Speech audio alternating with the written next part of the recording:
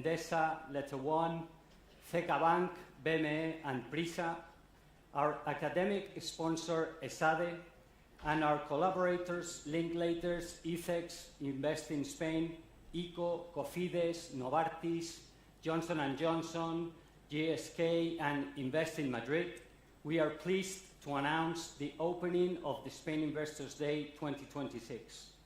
His Majesty, King Felipe VI, is the Spain Investors Day Honorary President, and today we have the privilege of having him chair this opening ceremony. Your Majesty, thank you very much. Without any further delay, the official opening ceremony, sponsored by BNP Paribas and BNP Paribas Exane, will now begin.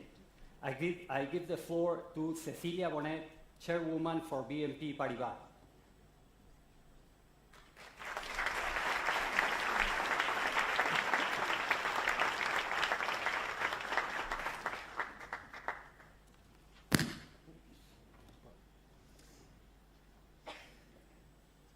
Your Majesty, Mr. Minister of Industry and Tourism, Mr. Vice President of the European Central Bank, Mr. Mayor of Madrid, authorities, chairpersons and CEOs, representatives of the investors community, dear friends, good morning and welcome to the 16th edition of the Spain Investors Day.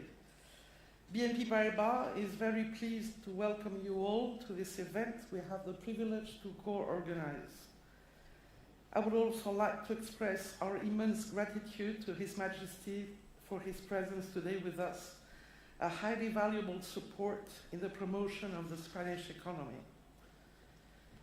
The context of the present seed is probably the most complex we have known in the history of this event. The international context has been heavily transformed. We are living a complex interplay of geopolitical and economic tensions alongside the emergence of new opportunities driven by the unprecedented pace of technological advancements.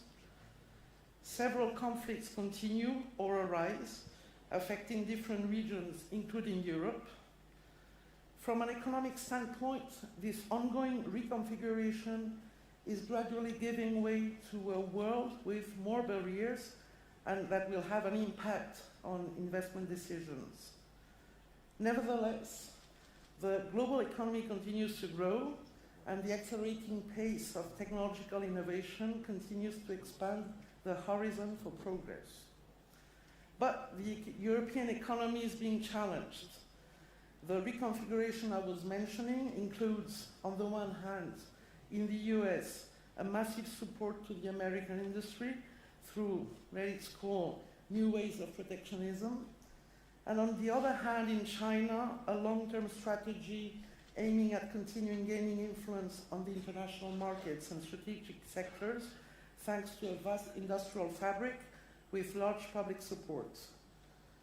We definitely need in Europe a clear stance on our security and on the democratic values on which our economies are based. And if we intend to be not only a consumer's region, but also a producer's one, we must gain sovereignty in our economic model and in the financing of our industry, as well as need to recover higher levels of productivity. In this respect, Spain is playing a decisive role in Europe's challenges. Spain has become Europe's growth engine, reaching a close to 3% growth in 25, the double than the Eurozone. The Spanish growth rate will moderate somehow in 26 and 27, but Spain will still continue contributing strongly to Europe's growth. Spain's economy is benefiting from a strong immigration with a distinctive proportion of higher levels of education and job skills. Probably sets a good example for the rest of Europe. Spain is a clear leader in renewable energy from both a technological and industrial standpoint. We are the second greenfield destination in Europe by projects and capex, and third by jobs created. Spain continues to be the second country in Europe when it comes to attracting foreign investments after France. This influx of direct investment, although it has slowed down, is still significant and supports the development of Spain's productive potential and improves the country's export capacity. The M&A market has been active throughout the year, with a volume of activity 40% higher than previous year, and with a continued important role of private equity. Last but not least, the large Spanish corporates, most of them present in this event, have proven to be an example of transformation and adaptation since the very serious financial crisis they faced. These groups are an illustration of brilliant streamlining of the business, diversification of markets, strong investment and innovation, and financial discipline. Spain counts on world leaders in as many sectors as renewable energy, telecom, infrastructure, health, or data centers. During the coming 2 days, you will have the opportunity to meet these companies, or maybe to attend some of the roundtables planned on several strategic subjects. I sincerely hope you will enjoy the positive exchanges of opinion on Spain. Again, thank you all for your presence.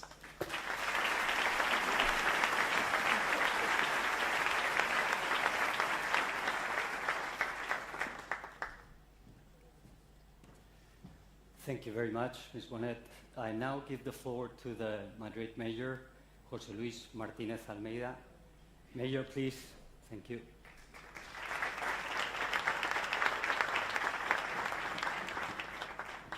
Majestad, Ministro de Industria y Turismo, Vicepresidente del Banco Central Europeo, Presidente de Spain Investors Day, Presidenta de BNP Paribas, Presidente de Estudio de Comunicación, Consejo Rector de Spain Investors Day, patrocinadores, señoras y señores. It's a great pleasure to welcome you to Madrid and Spain's Investors Day.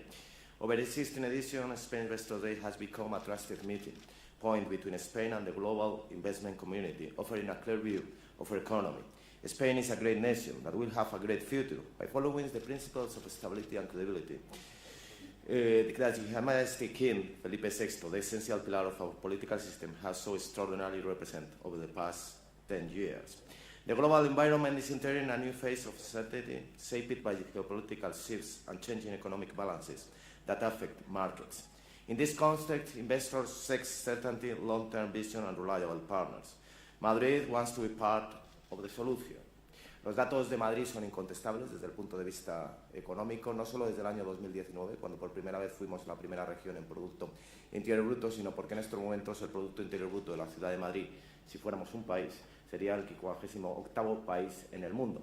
Y por tanto, por eso nos hemos convertido en el segundo destino en inversión extranjera y en atracción de inversión extranjera en Europa, en el ámbito inmobiliario, en la tercera ciudad en Europa con mejor estrategia de atracción de inversión, aparte de ser una ciudad que es un vivero de emprendimiento y de talento. Todas estas fortalezas podrían denominarse milagro, que es como se habla habitualmente cuando a una economía le va especialmente bien. Pero aquí no hay un milagro, sino aquí hay el fruto de un trabajo esfuerzo, un duro esfuerzo continuado en el tiempo, que se basa fundamentalmente en dos notas que son más importantes que nunca en el mundo en el que vivimos hoy en día: confianza y credibilidad. Dos cuestiones que no se caracterizan con la ciudad de Madrid de manera temporal y pasajera, sino que permanecen en el tiempo a lo largo de las últimas décadas, porque están fundamentadas en una serie de políticas que son precisamente las que nos dan la credibilidad de poder pedir esa confianza a los inversores y de poder transmitirle a todos ellos que Madrid no va a cambiar y que, por tanto, Madrid va a seguir sobre los mismos ejes de actuación que nos han caracterizado a lo largo de los últimos años y que nos han permitido llegar a la situación privilegiada en la que nos encontramos en estos momentos. Y por eso, cuando hablamos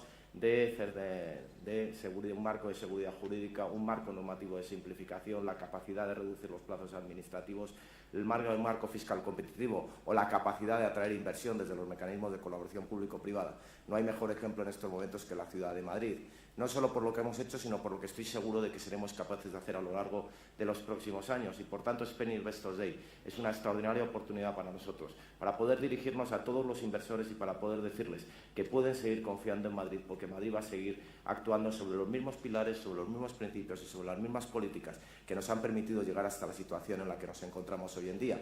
Y que, por tanto, tenemos muy claro cuál es el rumbo definido, qué es lo que tenemos que hacer, cómo tenemos que seguir trabajando y qué es lo que tenemos que ofrecer, porque en un mundo en el que precisamente la certidumbre no es la nota habitual, Madrid es ese foco en el que uno puede confiar y en el que uno puede saber que las reglas no se cambian a mitad de partido, que las reglas no se cambian a mitad de juego y que las reglas además siempre van a ir orientadas en la misma dirección. Por tanto, en ese sentido yo aprovecho para pedir esa confianza en la ciudad de Madrid, una confianza que no pido como consecuencia simplemente de la voluntad o del mero deseo, sino que está acreditada por este mantenimiento. Pues buenos días.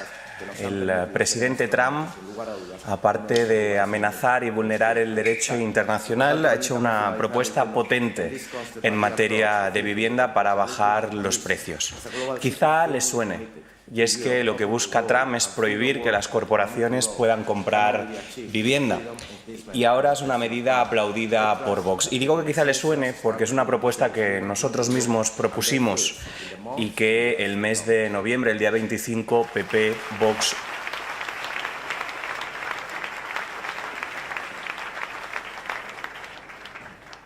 Thank you very much, Mayor. It is now the turn for the Vice President of the European Central Bank, Luis de Guindos, please.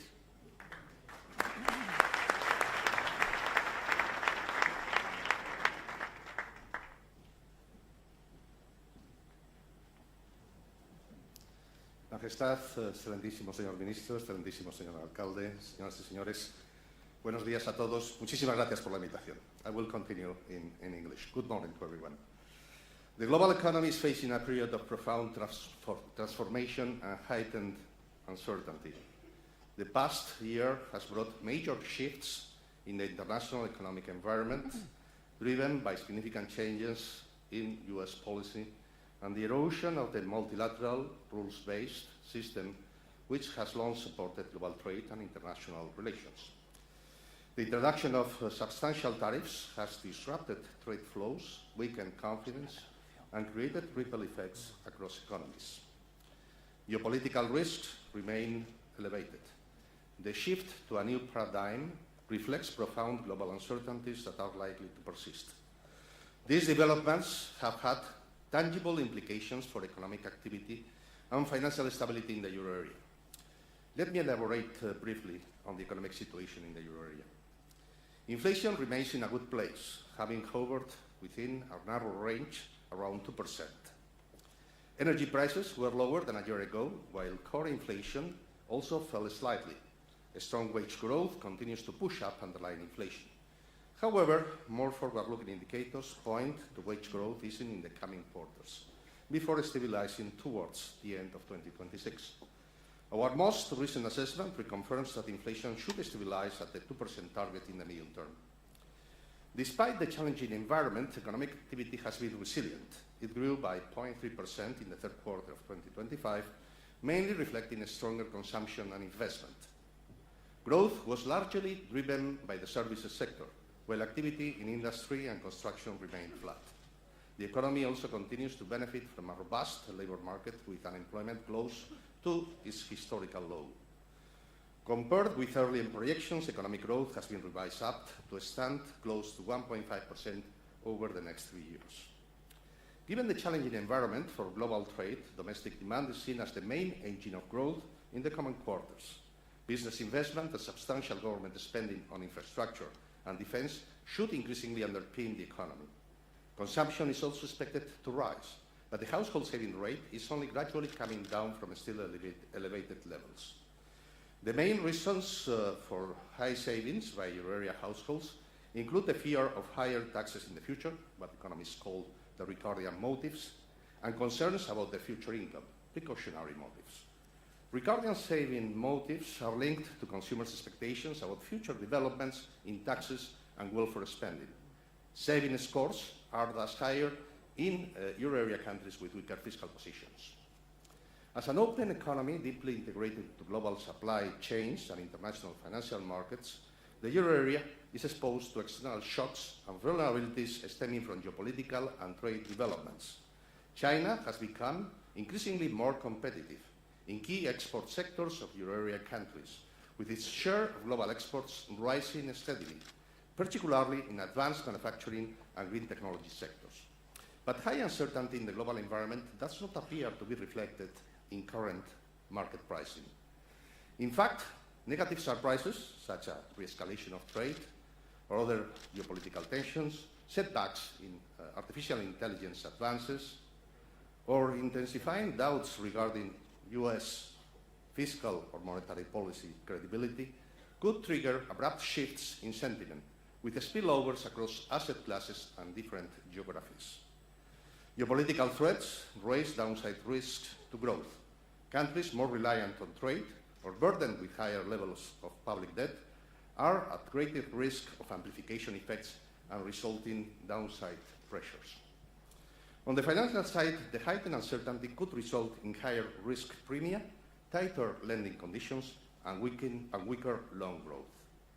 While financial markets appear to price in very benign outcomes and downplay tail risks, safe haven flows into gold have driven up prices to record highs, signaling elevated geopolitical risk and policy uncertainty. The materialization of geopolitical risks could form a common trigger for three of the main sources of risk and vulnerability for euro area financial stability today. First, stretched valuations in increasingly concentrated asset markets raise the risk of sharp correlated asset price adjustments. Sudden market drawdowns could pose challenges to euro area non-banks, especially given their liquidity and leverage vulnerabilities, increasing the risk of fire sales. And opaque private equity and private markets could easily cause or amplify market downturns. Second, growing interlinkages between banks and the non-bank financial sector could expose funding vulnerabilities in stressed market conditions. And finally, fiscal challenges in some advanced economies could test investors' confidence, possibly triggering stress in sovereign bond markets. Market concerns about our US fiscal credibility have risen on the back of persistently high fiscal deficits and have contributed to a steepening of yield curves. And simultaneously, fiscal fundamentals in some euro area countries have also been persistently weak. That said, financial markets have so far smoothly accommodated high levels of issuance, but the structural challenges could further limit the fiscal space. Planned defense spending to meet the new NATO target, aging populations, and climate change represent major challenges. To mitigate the current risks to the sustainability of sovereign debt, excessive fiscal deficits and public debt in the euro area need to be reduced in line with the new economic governance framework. Let me conclude. In this uncertain macro-financial environment, preserving the resilience of banks and the broader financial system remains crucial. Banks should maintain sound solvency and liquidity positions to enable them to absorb potential shocks ahead. At the same time, we are making significant efforts to reduce undue complexities, simplifying EU banking rules and the reporting and supervisory framework for lenders. In view of the growing importance of the non-bank sector, it is vital to monitor it more closely and strengthen its regulation from a macro-prudential perspective. We are facing a big change in the world order, with mounting geopolitical challenges. The only viable path forward is to sustain our European values and promote a stronger cooperation and deeper integration within Europe. To strengthen Europe's growth prospects and reduce its vulnerability to future shocks, we need more Europe, not less. The world has changed, and Europe has to adapt to this new paradigm. Greater cooperation and integration are not optional. They are the only way forward for Europe. Thank you very much.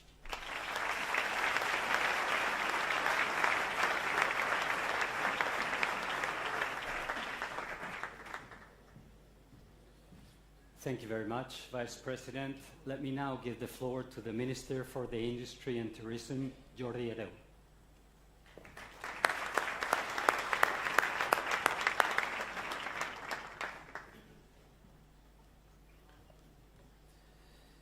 Majestad, muchas gracias por su presencia hoy aquí y por su constante apoyo a la promoción de la economía española. Querido alcalde de Madrid, es siempre un placer poder desarrollar actos en esta ciudad. Vicepresidente del Banco Central Europeo, Luis de Guindos, presidenta de BNP Paribas España, Cecilia Bonet, y quiero agradecer también el impulso al presidente del Spain Investors Day, Benito Berceruelo, así como a la secretaria de Estado de Comercio. authorities, ladies and gentlemen, welcome to Spain. I would like to start by expressing my gratitude to Spain Investors Day and all those who have made this event possible for giving me the honor of having these initial words. I am delighted to take in part in Spain Investors Day inauguration, an event I would describe as one of the most significant since 2010 in terms of bringing together investors, leading Spanish and international companies, and key public sectors actors. This is a forum that year after year allows us to conduct a joint professional analysis between the public and private sectors of our country's economic situation and the outlook for the coming year. A forum, likewise, where both public authorities and major economic actors could share and listen to ideas about the great challenges and opportunities that we face together. How did perform the Spanish economy last year? We can say with complete confidence that the Spanish economy is at the forefront of growth, both within the European Union and among the world's developed countries. In fact, since the very first Spain Investors Day 16 years ago, the country's economic data has never been as strong, as compelling as it is today. Let the numbers speak for themselves. According to the Spanish National Bank, our GDP has grown by 2.9% last year, significantly outpacing the Eurozone average. Furthermore, 2025 marked the 5th consecutive year of solid growth following the pandemic. The 5th year is a row surpassing the European average, and the 5th consecutive year setting records in terms of Spain's overall economic output. Likewise, while other countries still struggle to keep inflation at check, we control inflation while achieving economic growth. Thus, since the outbreak of the war in Ukraine in 2022, when inflation soared in Europe and in many other countries such as the United States, we have managed to reduce inflation to less than half during this period, without halting growth. The Spanish risk premium, la prima de riesgo, is now around 40 basis points. In 2010, it was 10 times higher than it is today. Speaking of markets, the IBEX 35, Spain's main stock index, closed a record year, finishing 2025 with an appreciation of more than 49%. In other words, the Spanish stock market led growth among all developed countries' stock exchange last year, alongside South Korea's. In the labor market, we also closed a historic year with 21.9 million workers. Never in Spanish history have so many people worked like today. And these are some of the many indicators that I could mention to characterize this amazing growth. Moreover, I would like to point out two things regarding the context of this performance. First, the ever-growing complex international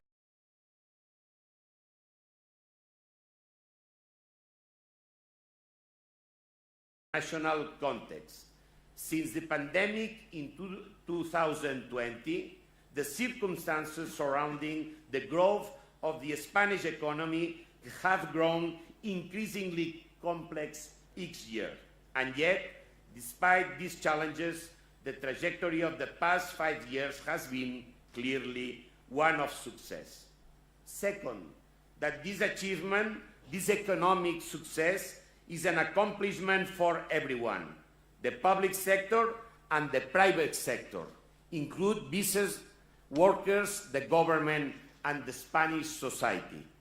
We must keep this in mind because the lesson is clear. When we collaborate, when the public and private sectors extend a hand to each other, the economy grows and the country thrives. There are many reasons behind this extraordinary performance. Let me briefly comment on some link to the Ministry of Industry and Tourism. The first reason can be seen in the Spanish industrial sector. In 2010, the industry in Spain employed roughly 2.5 million people. Today, that number has surpassed 3 million people. This is highly significant. Employment in the industrial sector is of a high quality, stable, highly productive, and closely linked to research and innovation. In short, industry is the most reliable path to high-value economic growth. And in the recent years, Spanish industry has been experiencing a remarkable growth.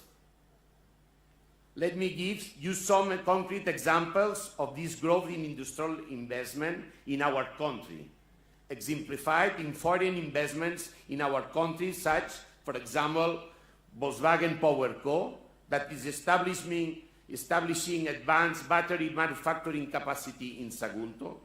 CATL with Stellantis is constructing Europe's largest LFP battery gigafactory in Zaragoza. In biomedical innovation, AstraZeneca's Barcelona Global Hub hosts 2,000 employees and more than 300 active research projects. In clean energy and industrial decarbonization, Moeve is investing over 3 billion euros in Andalusia. In digital infrastructure, Microsoft has quadrupled its investment to 2.1 billion euros for AI-enabled cloud services and computing centers. To explain all these success stories of this industrial growth, public-private collaboration is essential. On one hand, the government, through the industrial purpose, has mobilized over more than 3 billion euros, serving as a foundation and a catalyst to attract an even larger amount in private investment. This has had a significant impact of the creation of jobs and the development of new high-value projects in our country. A second reason, linked with my minister, is I would like to refer here is the tourism. During the past years, we have witnessed the growth of more tourists, both in terms of the number of visitors and the total expenditure. The Spanish tourist sector, once again, through public-private collaboration, has built a much more better tourism in the last few years. A third reason behind this growth is innovation. This 85% of Spanish enterprise plan to increase research and development investment in 2026, the highest projection in Europe and above the global average. This reflects corporate confidence in Spain's future and a trend started last year. Likewise, last year's European patents in Spain more than doubled. Spain has become a hub where knowledge is not just created, but rigorously protected. To conclude, this outstanding performance does not come from government alone. It does not come from business alone. It comes from partnership. It happens when government creates a framework and companies have the confidence to invest and take risks. Our job of the Ministry of Industry and Tourism is pretty straightforward, creating an ecosystem that maximizes the growth of the Spanish economy from both the industry and tourism sectors. And that this is a shared mission. Government creates conditions, business executes. The people here understand this. They are not waiting for the future. They are building it. and they are building it here in Spain. And we, as a government, are here to help them to do it. Welcome to Spain, and thank you very much to trust in Spain and for your investments in our countries. Thank you very much.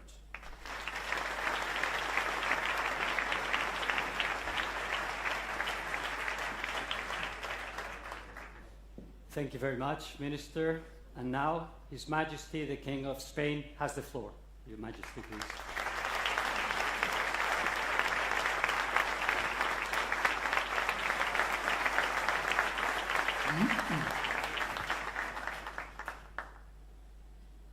Muy buenos días. Good morning, everyone.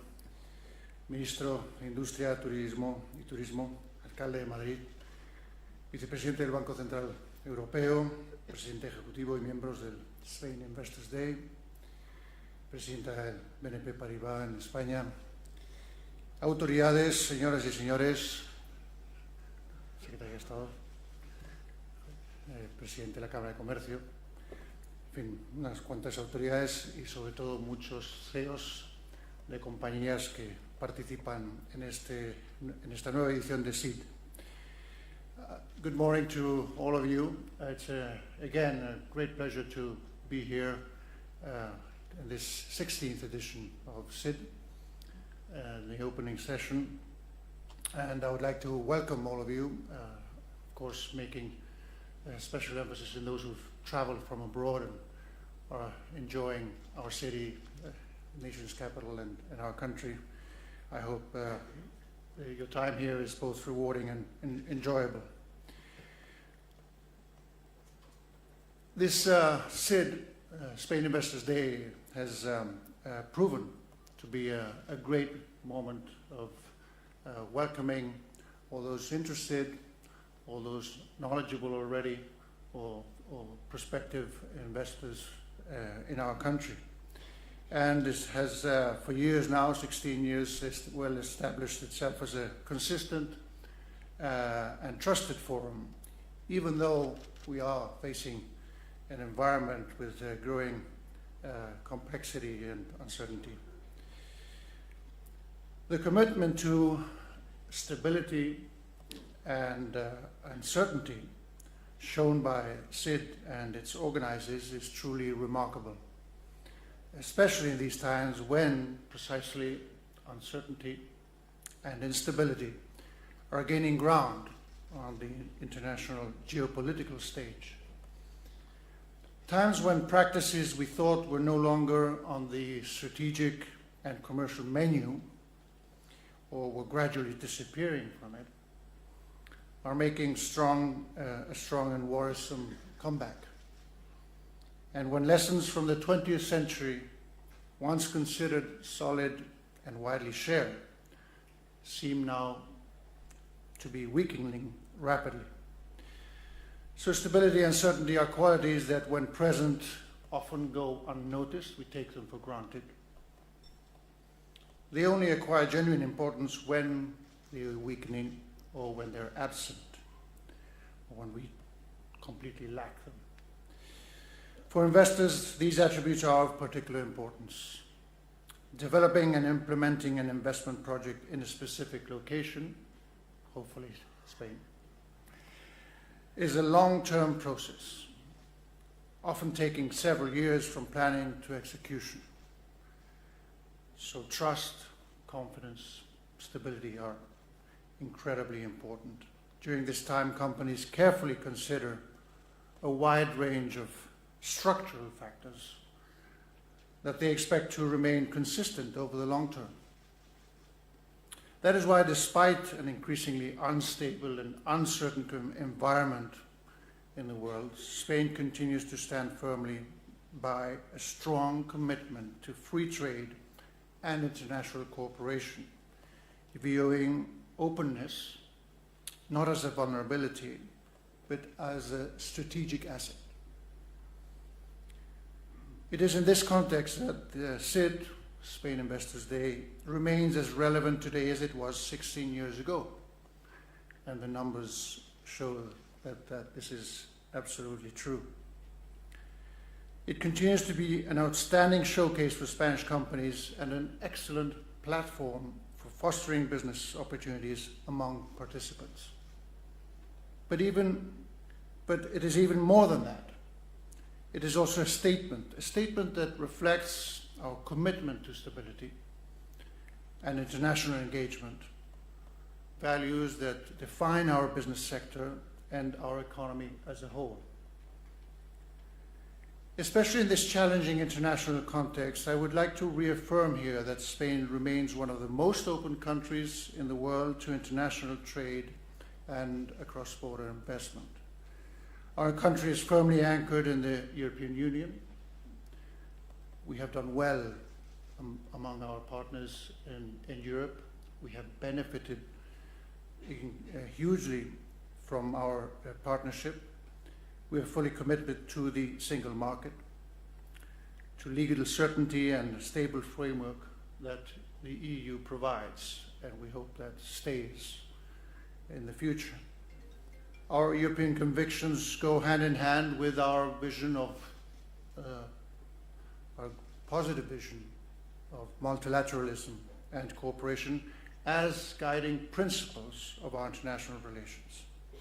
This approach is also visible in Spain, in Spain's close and enduring bonds with Latin America, and I'm sure many of you share interests and are heavily engaged both in Europe and Latin America.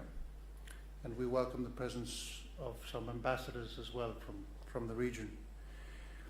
A region with which we share profound historical, social, economic, political, and cultural ties. Furthermore, we have consolidated our position as the world's second largest tourism destination, as the Minister pointed out. The figures are quite impressive, closing on 100 million tourists visiting us from across the globe. Not only growing in numbers, but also when we see the sector building on quality and gaining confidence from the travelers and consumers. Spain's economic performance also reflects this global openness and international appeal. From a business perspective, we also rank among the leading recipients of foreign direct investment worldwide, after France. In addition, our country is achieving record level of exports, the highest ever in our history. True that our country has benefited often during crises of our open market and our focus on our internationalization. Never before have we had as many exporting companies as we do today. I remember years back, a couple of decades, where one of the main efforts in both government and the private sector was to encourage companies to engage into foreign direct investment or to look for partnerships abroad. Today that is a common reality. We have to only increase that effort of promotion. We have to bring more people, more companies, more SMEs into that activity. The strength of our exports of goods and services reflects the international competitiveness of Spanish companies. And this sometimes surprises those who don't know as much our structural realities of Spanish companies. Many of them are leaders in their respective markets and sectors, and of course several will be present in this event. This is particularly encouraging. International companies are better prepared to navigate new challenges. This is a general assessment. Of course, all of you should and are worried with certain developments in the world. But to navigate again, as I said, these challenges, it is better to be more outward focused and having strong roots as well. They are more resilient across economic cycles thanks to the geographical diversification of their markets. They also create more qualified and stable employment and display a stronger capacity for innovation, something, as we know, is accelerating continuously. Well, we hope, and I think we often mention this, not only from a business perspective, but also from an approach looking at the benefit for society as a whole, is we hope this innovation speed and acceleration looks at the human values as well and is pondered by the benefits for human relations in the long term. Moreover, companies with a strong international profile generate important positive spillover effects, of course, transferring practical skills and technical knowledge through the international mobility of workers. That's another benefit of openness and flexibility and the interaction among different actors in the value chain.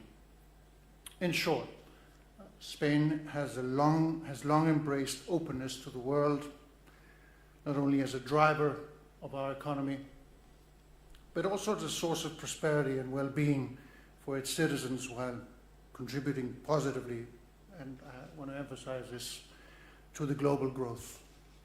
I think we all should be looking at that as well, looking at our own growth, each company, our country's growth, and global growth.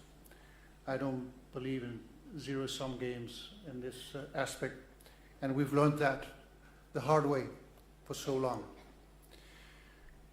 Therefore, we proclaim, not surprisingly, that international investors and foreign companies are more than welcome here in our country.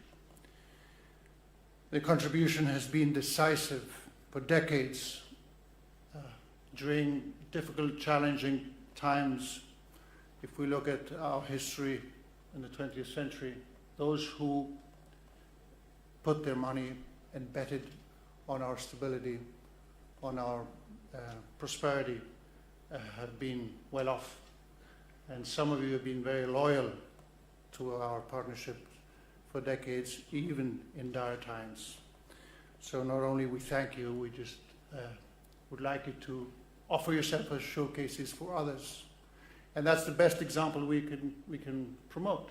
Those who know what has happened, who know what the real aspects of our, not only our economy, but the way our people perform and the confidence they can build is something that we like to present as a great asset for the world. So these companies that have been with us for many, many years are a great example in pushing growth, providing jobs, and shaping an even more open and competitive and innovative economy. Therefore, SID, Spain Investors Day, is an excellent expression of the international drive of Spanish companies and our society as a whole. I am confident that this forum will continue to foster new business opportunities and promising initiatives built on trust and a shared long-term vision. And to mention, just as the Vice President of the Central Bank, European Central Bank said, as Europeans, we need to be very clear and focused on the importance of continuing the construction and strengthening of this common Europe, of our European Union. I don't believe there's a plan B, and if there is, it's certainly a worse plan than pushing forward and building a stronger Europe. We have to face and step up to those challenges that the world is presenting us. It's not an easy task. I know I'm not on the job. I'm not in politics. I'm not in managing a company. I don't put my money as an investor. But I have a vested interest in long-term stability, obviously. So therefore, I can only ask for your trust, and to as well ask you for your trust and confidence in the future of Europe. That's it. So I'm honored, and it's a great pleasure for me to therefore declare officially open the 16th edition of the CID. Thank you all very much. I hope you had a good start of the year, and I wish you well for this 2026. Thank you.